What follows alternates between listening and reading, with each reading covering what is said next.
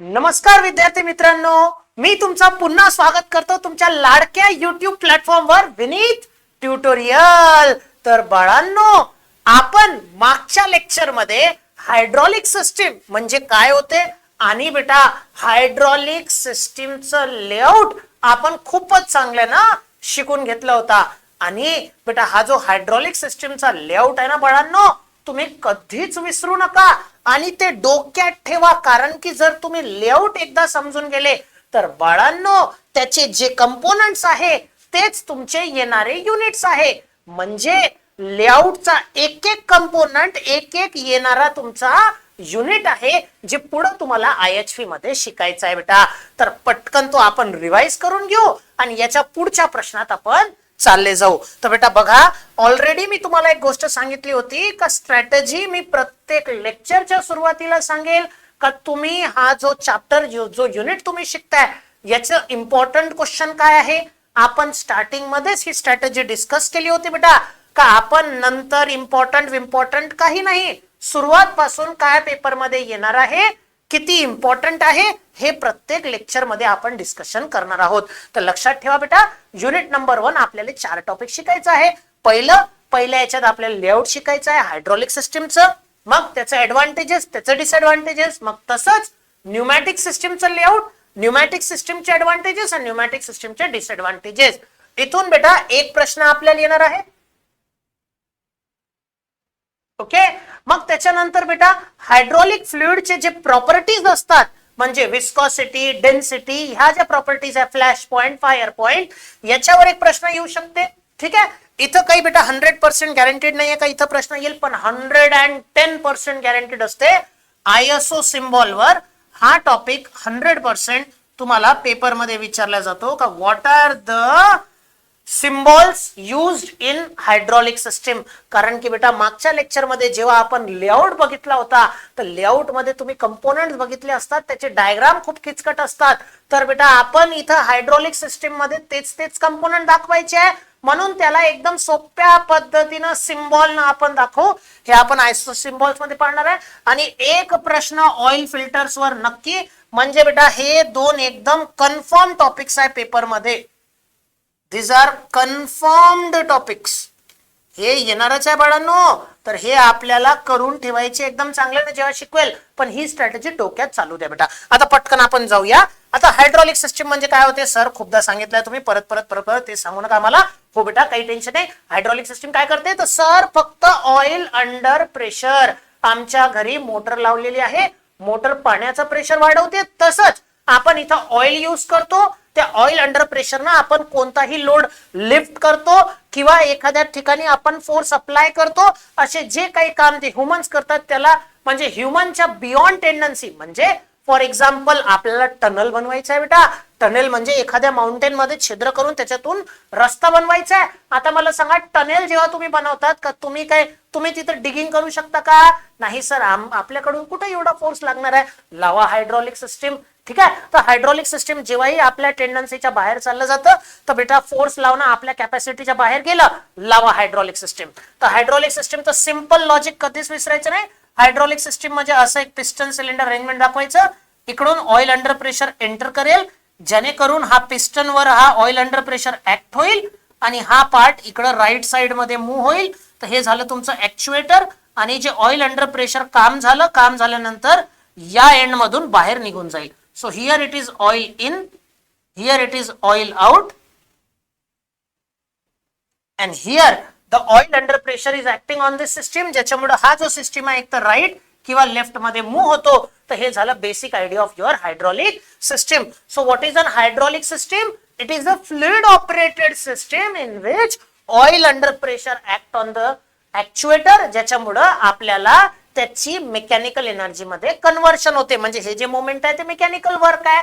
So what is an hydraulic system? A fluid operated system ज्याच्यात आपण oil under pressure मुळे work मध्ये convert करतो। तर हे झालं तुमचं हायड्रॉलिक सिस्टीमचं बेसिक। आणि हा बेटा जो तुमचा लेआउट आहे तो कधीच विसरू नका का सर ऑइल पहिले स्टोअर करा, त्या ऑइलचा प्रेशर वाढवा पंपनं, आणि पंपला फिरवण्यासाठी मोटर लागेल, मग त्याच्यानंतर हा pump oil under pressure generate करेल, मग त्याच्यानंतर बेटा जसं मी नेहमी सांगतो आपण वॉशरूम मध्ये नळ लावलेला आहे का बरं, कसर जेव्हा पाणी पाहिजे तेव्हा ओपन करा, पाणी यूज करा, नाही पाहिजे नळ बंद करून टाका.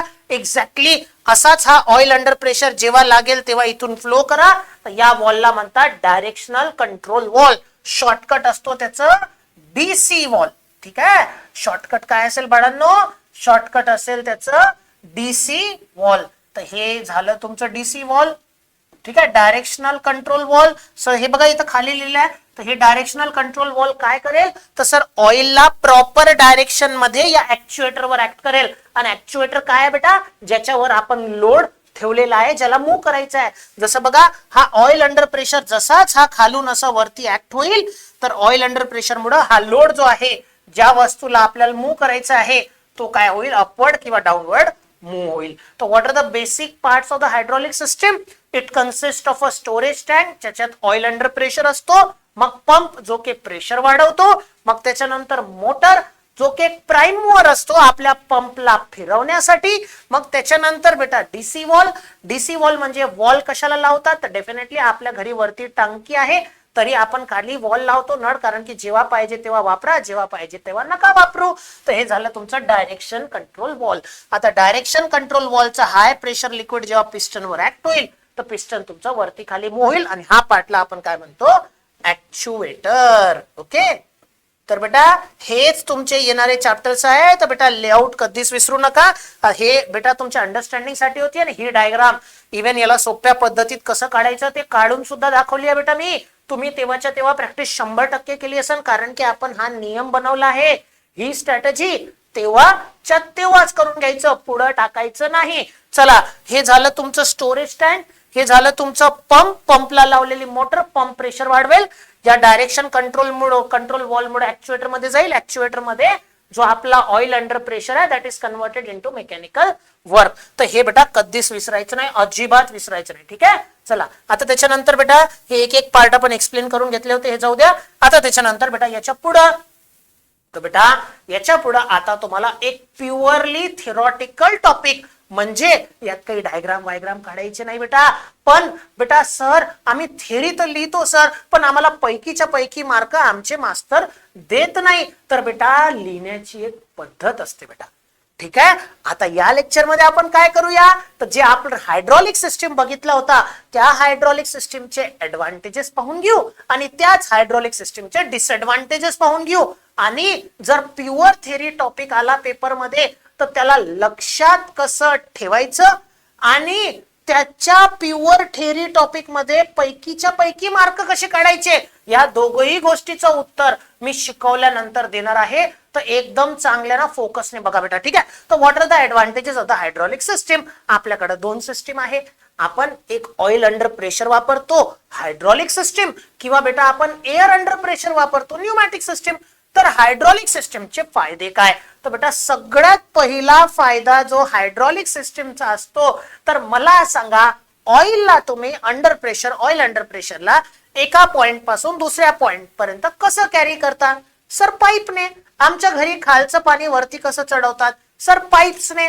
तर मला सांगा पाईपचे फॉर एक्झाम्पल तुम्हाला पाईप मध्ये राईट अँगल मध्ये टर्न करायचं आहे, तुमच्या बिल्डिंगच्या कन्स्ट्रक्शन मध्ये काही प्रॉब्लेम आहे, तर पाण्याच्या पाईपला राईट मध्ये टर्न करायचं आहे, काही त्रास होतो का बेटा, नाही सर काहीच त्रास होत नाही. मला सांगा तुम्ही बिंदास तिथे युनियन लावतात, बेंड लावतात, एल्बो लावतात, आणि पाईपचे जॉईंट्स बनवणं काही खूप कठीण आहे का, नाही सर. आमच्या घरी तर पप्पा संडेला जर एखादा पाईप खराब असला तर जॉईंट मारून घेतात, हो का नाही, हो सर आम्ही पण लहानपणी पाईपनं खेळतो. म्हणजे हायड्रॉलिक सिस्टीमला एका पॉइंट पासून दुसऱ्या पॉइंटला कॅरी करण्यासाठी पाइपिंग वापरतात.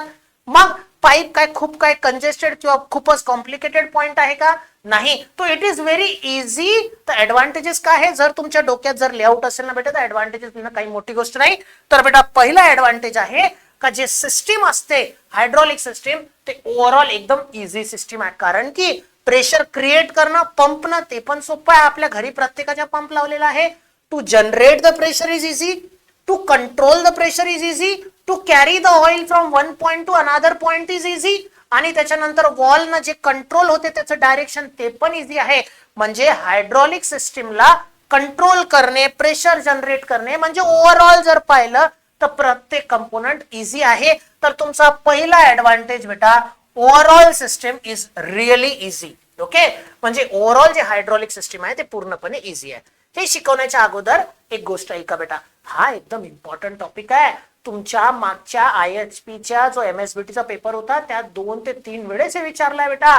2 ते 3 पेपर मध्ये विचारलाय का what are the advantages and disadvantages of hydraulic system. आता बेटा हे जे ऍडव्हान्टेजेस अँड डिसएडव्हान्टेजेस आहे ना, हे बेटा तुम्हाला फक्त 4च लक्षात ठेवायचे आहे. पण मी शिकवताना पूर्ण 12 शिकवेल. 12 ते 13 ऍडव्हान्टेजेस सांगेल, तिथून तुम्ही 5 ते तुम्ही पूर्ण 12चे 12 लक्षात ठेवा. कारण की पेपर मध्ये मग तुम्ही 6 कमीत कमी आरामात लिहू शकतात. तर 6 ऍडव्हान्टेजेस तुम्हाला व्यवस्थित लिहायच्या बेटा. मग आता याला लक्षात कसं ठेवायचं, तर तुमच्या ज्या टेक्नॉलॉजीची बुक आहे आणि तुमच्या ज्या बुक्स आहे त्यात एकदम डिस्क्रिप्शन टाईप दिलेला आहे.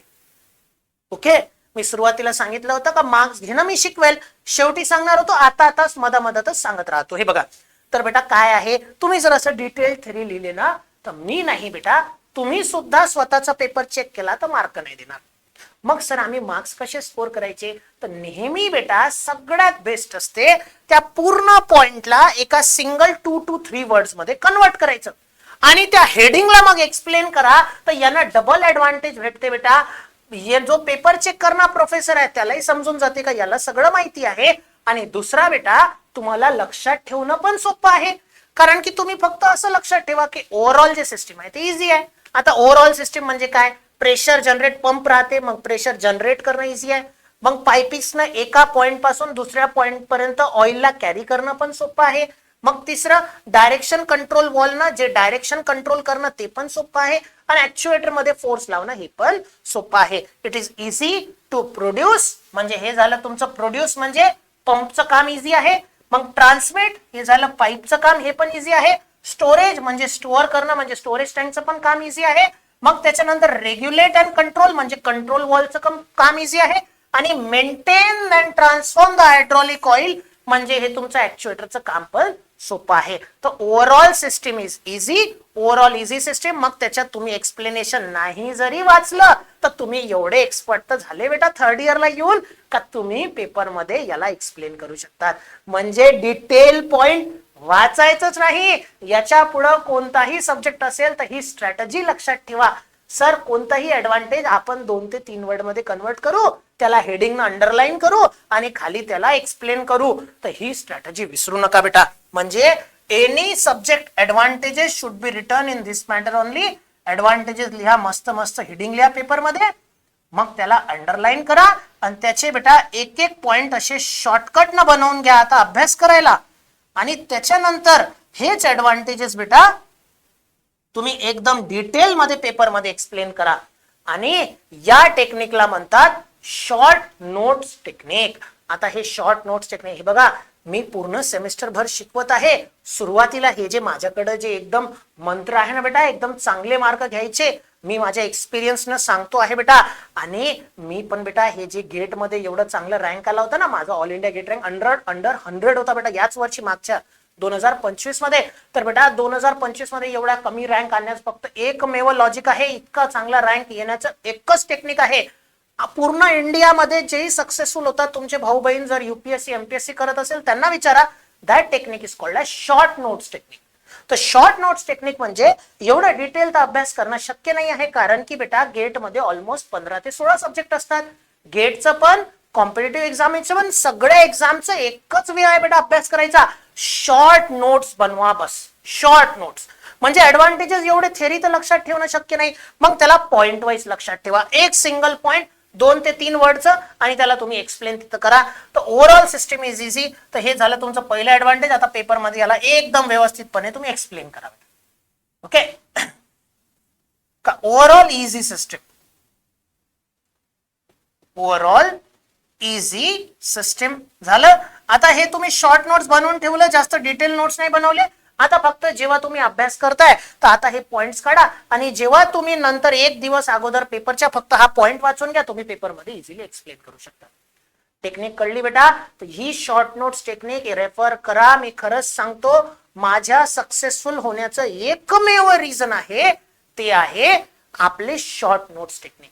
तर असे शॉर्ट नोट्स बनवा बेटा, डिटेल नोट्स नका बनवू. आणि शॉर्ट नोट्स डिटेल नोट्स आपल्या ऍपवर आहे. तर चला पटकन आता पटपट शिकवतो. टेक्निक सांगून झाली, पेपरमध्ये कसं लिहायचं हे सुद्धा सांगून झालं बेटा. मस्त हेडिंग लिहायची आणि त्याला एक्सप्लेन करायचं. मग त्याच्यानंतर दुसरा ऍडव्हान्टेज काय आहे सर हायड्रॉलिक सिस्टीमचा? तर हायड्रॉलिक सिस्टीमचा बेटा वेट टू पॉवर रेशो खूपच कमी आहे. म्हणजे तुम्ही एखादी जर इलेक्ट्रिकल सिस्टीम आणली तर इलेक्ट्रिकल सिस्टीम मध्ये जर फॉर एक्झाम्पल 10 किलो उचलायचा असेल तर कमीत कमी 5 किलोची किंवा 2 किलोची मशीन लागते. एक्झाम्पल म्हणजे लिफ्ट करायचं किती आहे? लिफ्ट करण्यासाठी आपल्याला सपोज वजन लिफ्ट करायचं आहे 10 किलो तर कमीत कमी याला 2 किलोची मशीन लागते. एक्झाम्पल. ओके. आणि बेटा तेच जर 10 किलो जर तुम्हाला हायड्रॉलिक सिस्टीम न लिफ्ट करायचं आहे तर तुम्हाला फक्त 0.1 kg चीच हायड्रॉलिक सिस्टीम लागते. म्हणजे बेटा जस्ट विचार करा, म्हणजे इन शॉर्ट जी मशीन तुम्ही यूज करताय तिचं वजन खूप कमी असते. जेवढी ताकद लावायची आहे ताकद दोघांना सेम लावायची आहे तरी हायड्रॉलिक सिस्टीमच्या मशीनचं वजन कमी असते आणि न्यूमॅटिक सिस्टीमचं वजन जास्त असते. एकदम सिंपल एक्झाम्पल सांगतो, जीवनभर नाही विसरणार. म्हणजे बुलेट. बुलेटनं गाडी इथून तर तिथपर्यंत जायचं आहे पण बुलेटच्या गाडीचं वजन जास्त आहे. ठीक आहे. पण तेच जर तुमची स्प्लेंडर बघितली तर इथून इथपर्यंत जायचंय पण त्याचं वजन कमी आहे. म्हणजे वेट टू पॉवर रेशो हे बघा, कॅल्क्युलेशन मध्ये नका जाऊ, ते मला माहिती आहे. नाही तर काही जण मला फोटो पाठवतील, हे बघा सर इथं पॉवर जास्त जनरेट होते, इथं पॉवर नाही. रे बाबा, तुला फक्त कॉन्सेप्ट समजलं पाहिजे म्हणून शॉर्टकट सांगितलं. मला सुद्धा माहिती आहे त्याचा वेट टू पॉवर रेशो, तर त्यात जाऊ नका, फक्त कॉन्सेप्ट समजून घ्या. का बेटा जे हायड्रॉलिक सिस्टीम आहे त्याचं वजन जेवढं फोर्स लावायचं आहे सेम फोर्स इलेक्ट्रिकल सिस्टीमला लावायचं आहे. म्हणजे कोणती इलेक्ट्रिक मोटर आणि एक हायड्रॉलिक मोटर, तर हायड्रॉलिक मोटरचं वजन कमी असतो आणि इलेक्ट्रिक मोटरचं वजन जास्त असतो. म्हणजे ऍज कम्पेअर टू म्हणजे less weight to power ratio. म्हणजे as compare to electro mechanical system weight to power ratio जे हायड्रॉलिक सिस्टीमचं आहे ते कमी आहे. आणि याला जर तुम्हाला एक्सप्लेन करायचं आहे तर for example if a 10 kg load is to be lifted, then if the म्हणजे electrical mechanical system is of 2 kg, then hydraulic system is of 0.1 or 0.2 kg. असं तुम्ही लिहून टाका. म्हणजे त्याचं वजन खूप कमी असतो. एवढाच बेटा त्या पॉइंटचं मीनिंग आहे. Less weight to power ratio. हे बघा, तर हे आपले शॉर्ट नोट्स एकदम क्रिएट होत आहे. सर काय टेक्निक सांगितली सर, आता तर याच्यानंतर 16 ऍडव्हान्टेज काय 20 ऍडव्हान्टेज लक्षात ठेवतो मी. मला फक्त 2-3 पॉइंट तर लक्षात ठेवायचे आहे. 16 मी आता 12 ऍडव्हान्टेजेस तुम्हाला सांगेल. 12 पॉइंट लक्षात ठेवायचे, 3-3 शब्द पेपरमध्ये यांना एक्सप्लेन करायचे. मग मास्टर मार्क पण चांगले देतो आणि तुम्हाला आठवण करणं पण सोपं आहे. तर ही टेक्निक तुम्ही वापरत जावा बेटा कोणत्याही सब्जेक्टसाठी. ऍडव्हान्टेज आणि डिसएडव्हान्टेज. ठीक आहे. आणि आयएचपीचं टेन्शन घेऊच नका, मी सगळं प्रोव्हाइड करणार आहे, काही घाबरू नका तुम्ही. ठीक आहे. चला आता याच्या पुढं चला आता त्याच्यानंतर बेटा तिसरा ऍडव्हान्टेज काय आहे, तर बेटा तिसरा याचा ऍडव्हान्टेज असतो का बेटा याच्यात नाही का जे तुमचं मेकॅनिकल ऍडव्हान्टेज आहे म्हणजे तुम्ही जे फोर्स लावतात ते तुम्ही भरमसाठ फोर्स लावू शकतात. आणि व्यवस्थित हा पॉइंट समजून घ्या, कारण की जेव्हाही मास्टर ऍडव्हान्टेजेस चेक करेल तर हा पॉइंट त्यात असलाच पाहिजे. जर हा पॉइंट त्यात नसला तर तुम्हाला कोणताच मास्टर पूर्ण एमएसबीटी मध्ये मार्क्स देणार नाही, हे लक्षात ठेवा. म्हणजे मोर फोर्स गेन म्हणजे बेटा फॉर एक्झाम्पल जेवढी ताकद हायड्रॉलिक सिस्टीम लावू शकतो तेवढी ताकद कोणीच लावू शकत नाही. तर नेहमी लक्षात ठेवा जे वेगळे वेगळे सिस्टीम असतात. आता वेगळे वेगळे सिस्टीम म्हणजे कोण, एक हायड्रॉलिक सिस्टीम ज्यात ऑइल अंडर प्रेशर यूज होते. एक बेटा कोणती न्यूमॅटिक सिस्टीम त्यात एअर अंडर प्रेशर यूज होते.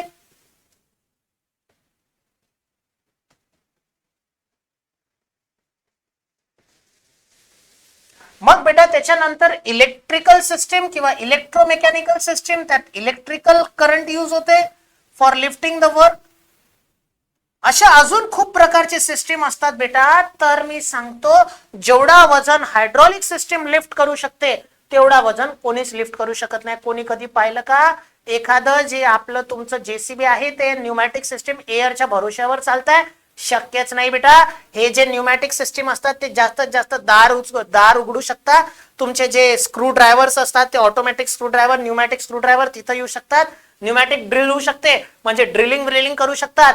पण जस्ट इमॅजिन करा एखादा असं माउंटेन आहे आणि या माउंटेनला 2 तुकड्यात तोडून यातून रस्ता काढायचा आहे तर माउंटेन तोडण्याची ताकद कोणत्या सिस्टीम मध्ये नाही, तिथे एकच सिस्टीम लागेल, दॅट इज हायड्रॉलिक सिस्टीम. म्हणजे लक्षात ठेवा बेटा, जोर लावण्याची गोष्ट आली तर हायड्रॉलिक सिस्टीम बाप आहे. आपण म्हणतो ना, असं डायलॉग मारतो ना, तेरे बस का नहीं है तेरे बाप को बुला. तर बेटा लक्षात ठेवा, हायड्रॉलिक सिस्टीम बाप आहे. सगळ्या सिस्टीमची बाप म्हणजे काय, इन शॉर्ट कोणत्याही सिस्टीमचं काम काय आहे, तर वजन उचलणे. तर सगळ्यात जास्त वजन उचलण्याचं काम किंवा वजन लावण्याचं काम कोण करते, हायड्रॉलिक सिस्टीम. तर इथं बेटा पॉइंट काय आहे, तो हाय फोर्स गेन. म्हणजे we can generate a very high force using hydraulic system. आणि बेटा काही असे इक्विपमेंट्स, काही असे ऍप्लिकेशन आहे जिथं हायड्रॉलिक सिस्टीम शिवाय पर्यायच नाही. फॉर एक्झाम्पल, आपल्याला जर रस्ता काढायचा आहे, टनेल बनवायचा आहे, म्हणजे जे अर्थ मुव्हिंग इक्विपमेंट्स असतात, म्हणजे फॉर एक्झाम्पल अर्थ मुव्हिंग म्हणजे जेव्हाही तुम्हाला कोणताही रस्ता बनवायचा असेल, म्हणजे एका जागेपासून दुसऱ्या जागेला जायला ट्रान्सपोर्टसाठी तुम्हाला रस्ता बनवायचा असेल, तर हे जे काही अर्थ मुव्हिंग इक्विपमेंट्स असतात, म्हणजे कोल मायनिंग, डिगिंग जे असते, तिथं जे मोठे मोठे हायड्रॉलिक सिस्टीम असतात, एक्सकॅव्हेटर्स, लेव्हलर्स, यात हायड्रॉलिक सिस्टीमच वापरावं लागते, दुसरा पर्यायच नाही आहे. बघा, rather we can say that for a very heavy duty earth moving equipment, जे खूपच अर्थ मुव्हिंग मोठे मोठे इक्विपमेंट असतात, कसे, जसे काय एक्सकॅव्हेटर्स तुम्ही रील्स मध्ये पाहिले असाल, एकदम ते जमिनीत एकदम दोन माउंटेनचे, म्हणजे एका माउंटेनचे दोन तुकडे करण्यासाठी एक असा गिअर टाइप सिस्टीम युज होतो. चाक नसतो, तो एक गिअर असतो, तो बेटा एक एक्सकॅव्हेटर असतो. तो एक्सकॅव्हेटर, लेव्हलर्स, हे जे मोठे मोठे इक्विपमेंट्स असतात, हे फक्त हायड्रॉलिक सिस्टीमच्या भरोश्यावरच चालते. आणि त्याचा एकमेव फायदा आहे हाय फोर्स गेन. म्हणजे हायड्रॉलिक सिस्टीम म्हणजे जे आपल्याला जे फोर्स भेटते बेटा, ते खूप जास्त भेटते as compare to other system. आणि हा पॉइंट यायलाच पाहिजे का, हाय फोर्स गेन. ओके, तर इकडे शॉर्ट नोट्स बनवत आहे बेटा. या लेक्चर मध्ये तुम्हाला शॉर्ट नोट्स कसे बनवायचे ते सुद्धा सांगतो आहे. थोडस हा लेक्चर असं होईल, फक्त एक आहे बेटा, हे बघा, सुरुवातीला तुमच्याकडे वेळ भरपूर आहे बेटा, तुम्हाला सुद्धा माहिती आहे. आता तुमचं कॉलेज जस्ट स्टार्ट झालं, तुमच्याकडे वेळ भरून आहे. तर सुरुवातीच्या चॅप्टर मध्ये मी एकदम हळूहळू शिकवेल, पण कोणी विद्यार्थी असं समजू नका एवढ्या आरामात शिकवलं तर बापा एवढे लेक्चर होईल, मी कसं बघेल. सुरुवातीला वेळ आहे बेटा तुझ्याकडं, तर आता बघ बेटा, याच्या पुढे पटपट शिकवतो बरं मी. नाही तर माझे कोणतेही विद्यार्थी ज्यांनी मी ऑटोमोबाईल शिकवलं त्यांना विचारून घे, सुरुवातीचे चॅप्टर एकदम आरामात शिकवेल, काही घाबरू नका. सगळ्या टेक्निक, अभ्यास करण्याची पद्धत, सगळं काही सांगेल. नंतर बेटा दन शिकवेल, काही घाबरू नका, ठीक आहे. तर हाय फोर्स गेन. मग त्याच्यानंतर बेटा नेक्स्ट ऍडव्हान्टेज याच्यात भेटतो बेटा, ते आहे लुब्रिकेशन. ओके, म्हणजे लक्षात ठेवा, कोणत्याही सिस्टीम मध्ये हायड्रॉलिक सिस्टीम बाप असतो बेटा, ही पॉइंट लक्षात ठेवा. आता त्याच्यानंतर बेटा हे बघा, आता मला सांगा हायड्रॉलिक सिस्टीम मध्ये काय यूज होते. सर हायड्रॉलिक सिस्टीम मध्ये तर ऑइल यूज होते. आता बेटा हायड्रॉलिक सिस्टीम मध्ये ऑइल यूज होते, आणि मला सांग बरं, घरी जर पंख्यातून आवाज येत आहे तर काय करतो आपण. सर आपण ऑइल लावतो, ऑइल टाकतो, का बरं, कारण की सर ऑइल मुळे फ्रिक्शन कमी होते. आता हायड्रॉलिक सिस्टीम मध्ये ऑलरेडी ऑइल असतं भरलेलं आहे, मग याच्यात फ्रिक्शनचं काही चान्सच नाही आहे, म्हणजे लेस फ्रिक्शन. का बरं, कारण की in oil hydraulic system oil is a working fluid and oil itself act as a lubricating oil, therefore it is used, no need of additional lubrication ची काहीच गरज नाही, यात फ्रिक्शन एकदम कमी होते. मग त्याच्यानंतर बेटा ग्रेटर ॲक्युरेसी, हायड्रॉलिक सिस्टीमची ॲक्युरेसी चांगली आहे. म्हणूनच बेटा एकदम 6x4 जर खड्डा मारायचा असेल ना, जेव्हा कॉलम भरायचं असते किंवा बीम बनवायचं असते, कॉलम बनवण्यासाठी आता बघा घराचे बांधकाम असतं तर जेसीबीच का बरं बोलवतात, कारण की सर जेसीबी एकदम ॲक्युरेट होल होते सर, जेवढा पाहिजे त्या साईजचा.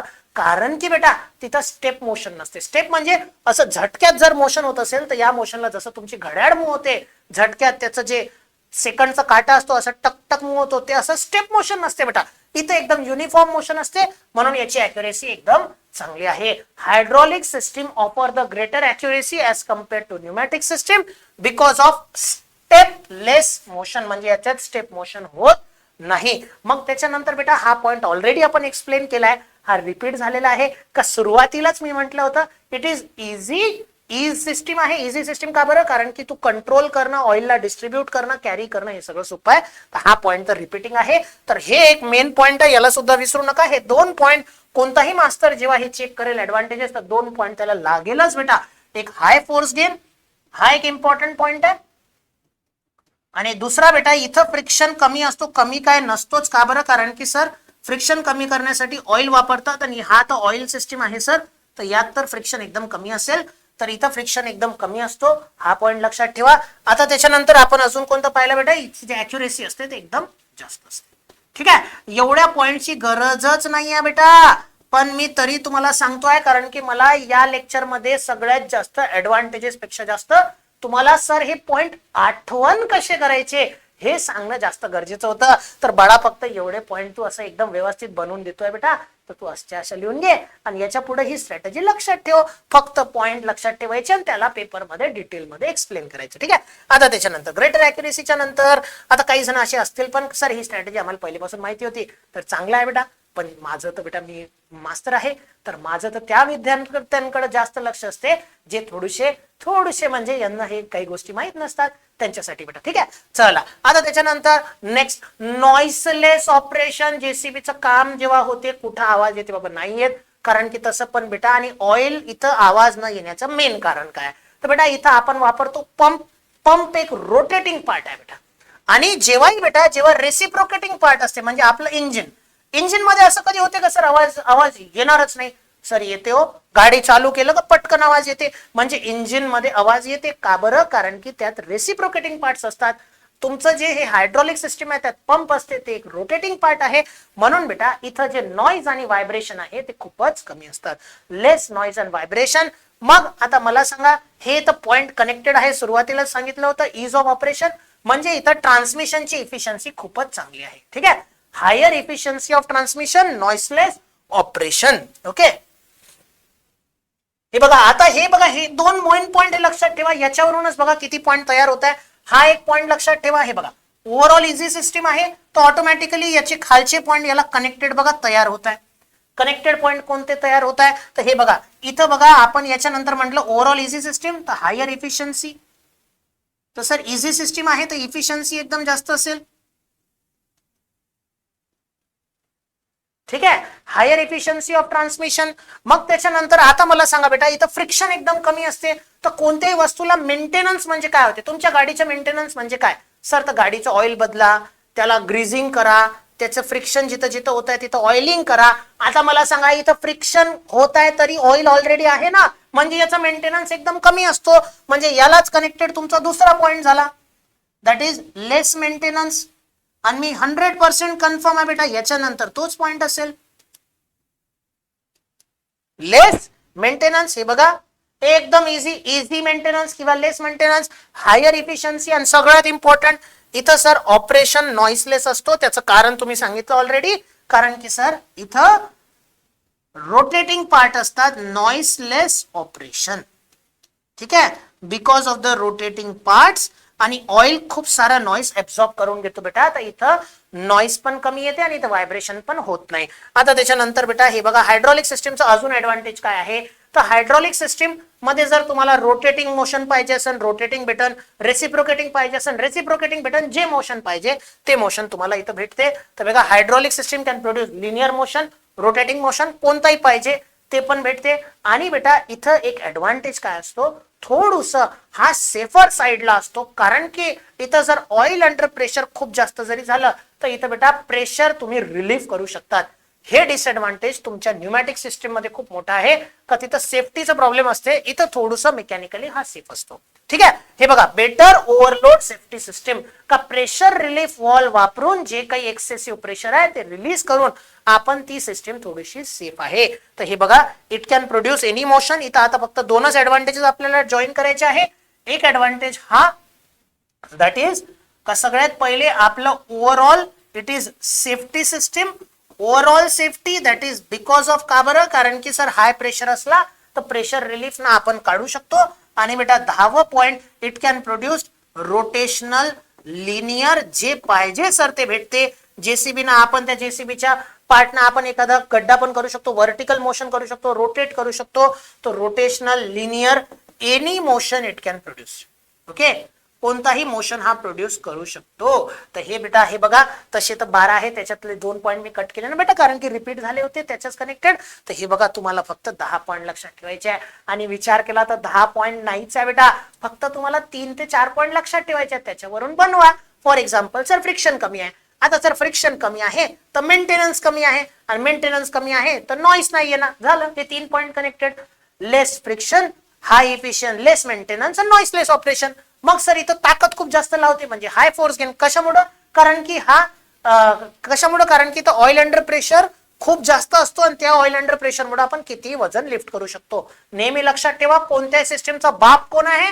हायड्रॉलिक सिस्टम, कारण की याच्यात आपण एकदम हाय फोर्स गेन करू शकतो. त्याच्यानंतर बेटा याचं वजन कमी असतो. मग हे जे आहे हे ओव्हरऑल कशी आहे तर इझी सिस्टीम आहे, कारण की प्रेशर जनरेट करणं, इथून इथं ट्रान्सफर करणं, हे सगळे ऑपरेशन्स काय असतात? इझी असतात. तर कळलं का नाही बाबांनो? आता बघा तुम्ही जेव्हा अभ्यास करताय तर फक्त हे 10 पॉइंट एकदम सुंदर सुंदर एका सिंगल पेजवर लिहून ठेवा. हे 10 पॉइंट एक्झामच्या अगोदर वाचून चालले जावा. यालाच तिथं हेडिंग टाका, आणि ज्या पद्धतीत मी इथं नोट्स मध्ये तुम्हाला दिलं आहे मस्त, the hydraulic system has the following advantage, heading लिहायची आणि त्या हेडिंगला काय करायचं? एक्सप्लेन करायचं. याच पॅटर्न मध्ये पेपर मध्ये लिहा. मग कोणता मास्तर एमएसबीटी मध्ये तुम्हाला मार्क नाही देणार? बिलकुल देणार, कारण की तो काय करेल? कशाला एक्सप्लेनेशन वाचेल? हेडिंग वाचून घेईल, हेडिंग मध्येच तुम्ही ते एक्सप्लेन केलं असेल, तुम्हाला पैकीच्या पैकी मार्क भेटून जातील. समजलं का नाही? मी प्रॉमिस केलं होतं या सेमेस्टर मध्ये का बाळांनो, मी इव्हन लेक्चरच्या एंड मध्ये कसं पेपर मध्ये लिहायचं ते सुद्धा सांगेल, कसं आठवण ठेवायचं ते सुद्धा सांगेल, आणि काय काय इम्पॉर्टंट आहे ते सुद्धा सांगेल. फक्त थोडीशी सुरुवातीला आता शिकवण्याची मेथड थोडस स्लो होत आहे. स्लो कारण की यात तुम्हाला सगळं स्ट्रॅटेजी सांगितली ना बेटा. ठीक आहे, तर आता एक काम करूया, या लेक्चरला इथंच कन्क्लूड करून घ्या, कारण की डिसएडव्हान्टेजेस जर याच्यात घेतलं तर थोडंसं मोठं होईल. ठीक आहे बेटा, तर चला या लेक्चरला इथंच कन्क्लूड करतो. जाण्याच्या अगोदर व्यवस्थित आपली स्ट्रॅटेजी विसरू नका. लेक्चर संपलेलं आहे, जे टॉपिक शिकलो आहे त्या टॉपिकला एकदम व्यवस्थितपणे आत्ताच्या आत्ता नोट्स मध्ये दिलं असेल तिथं वाचत बसा नंतर, पण आत्ताच्या आत्ता लिहून घ्या बेटा. चला या लेक्चरला इथं व्हिडिओला पॉज करा, हे नोट डाऊन करा. चला आता त्याच्यानंतर एक शॉर्ट मध्ये लक्षात ठेवण्यासाठी हे पॉइंट नोट डाऊन करून घ्या. हे तुमचे शॉर्ट नोट्स निर्माण झाले. ठीक आहे, आता त्याच्यानंतर सुरुवातीला वेळ असेल तर डिटेल नोट्स बनवून घ्या. या लेक्चरला इथं पॉज करा बेटा व्हिडिओला, आणि पटकन लिहा. चला इथं पॉज करा, हे सगळं लिहून घ्या. मग त्याच्यानंतर बेटा हे याला पॉज करा, इथं लिहून घ्या. मग त्याच्यानंतर याला पॉज करा आणि लिहून घ्या. हे झाले तुमचे advantages of hydraulic system. Important प्रश्न आहे बेटा, पेपर मध्ये येतो. ठीक आहे, तर चला आता इथंच या लेक्चरला कन्क्लूड करतो. आणि जर हा व्हिडिओ तुम्ही युट्यूब वर बघत असाल तर नक्की बेटा आमच्या या व्हिडिओला लाईक करा, आणि आमच्या विनीत ट्युटोरियलचा ऍप नक्की डाउनलोड करा, ज्याचं बेटा लिंक डिस्क्रिप्शन मध्ये दिलेला आहे. तर चला बेटा, बाय बाय.